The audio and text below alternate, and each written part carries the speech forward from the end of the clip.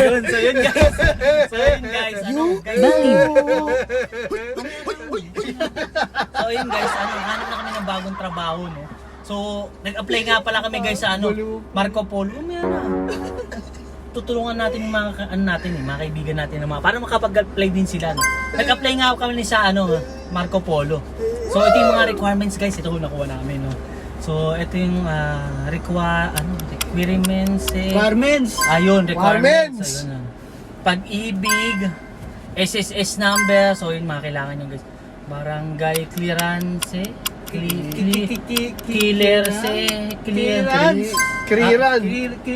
Ayun, yun guys. Clearance. Government ID, 2x2 picture, NBI clearance. So, yung kailangan din yun guys. Tsaka itong birth certificate.